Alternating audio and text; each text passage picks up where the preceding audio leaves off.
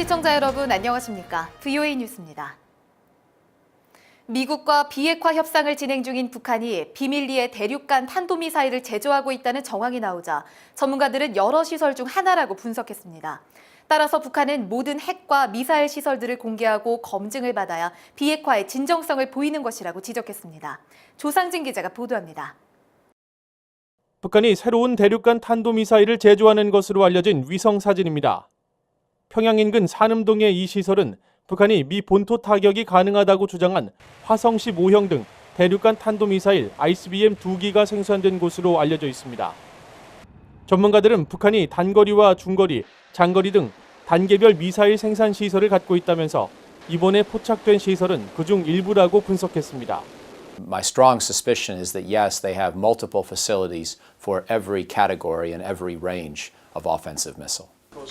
따라서 중요한 것은 신고와 검증이라며 북한은 모든 핵과 미사일 시설을 하나씩 공개할 게 아니라 일괄 공개하고 검증받아야 한다고 지적했습니다.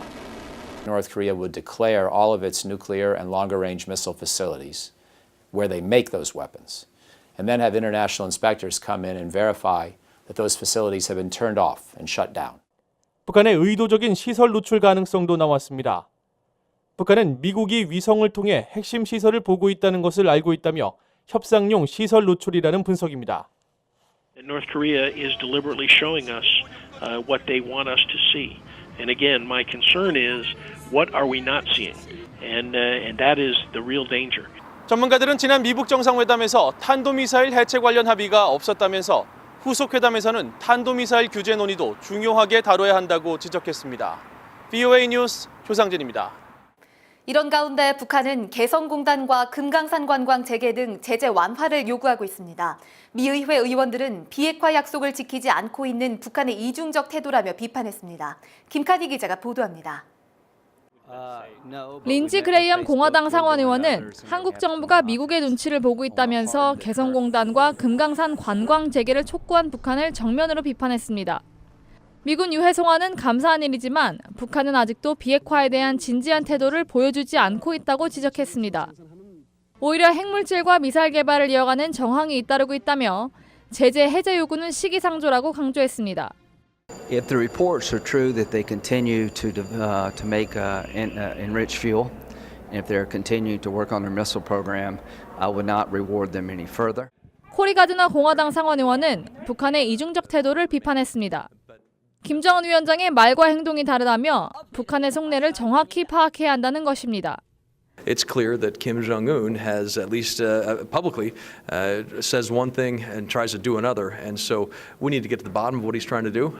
이런 가운데 폼페이오 국무장관은 오는 3일부터 싱가포르에서 열리는 아세안 외교장관 회의와 ARF 회의에서 유엔 대북 제재 결의 이행을 강조할 예정입니다. Countries that have agreed to the UN Security Council resolutions and agreed to those sanctions need to make sure that they are fully enforcing those sanctions. 국무부는 북한에 대한 제재 완화는 없을 것이라며 제재가 북한을 대화 테이블로 이끌어냈다는 점을 다시 강조했습니다. VOA 뉴스 김칸입니다. 카타르 정부가 유엔 대북 제재 결의에 따라 북한 노동자 대부분을 돌려보냈으며 남아있는 150여 명도 조만간 송환한다고 밝혔습니다. 카타르는 지난 23일 유엔 안보리에 제출해 최근 공개된 대북 제재 결의 2397호 이행 보고서를 통해 이 같은 내용을 확인했습니다.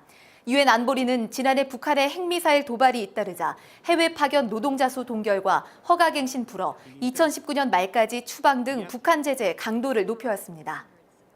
세계보건기구 WHO 조사 결과 지난해 북한의 5세 이하 영유아 사망률은 1000명당 24명으로 한국의 1000명당 3명보다 8배가 높다고 한국보건사회연구원이 밝혔습니다. 한국보건사회연구원 측은 최근 WHO 자료를 인용해 이 같은 내용의 보고서를 냈으며 북한 어린이의 건강과 영양 상태 개선을 위한 지속적인 지원을 강조했습니다. 미국의 역사 사회교사들이 한국에서 열린 유엔 참전국 교사 평화 캠프에 참여해 한국 교사들과 유엔군 참전 교육 방법 등을 논의했습니다. 미국에서 한국전쟁 등 한국의 역사를 가르치고 있는 미국 교사들은 시연된 가상현실 VR 등을 통한 한국의 교육 방법 등을 시청하며 의견을 교환했습니다. 한국국가보훈처 초청으로 방문한 미국 교사들은 경복궁과 국립중앙박물관, 비무장지대 견학 등 일주일간의 일정을 마쳤습니다. VOA 뉴스 마칩니다. 시청해주신 여러분 고맙습니다.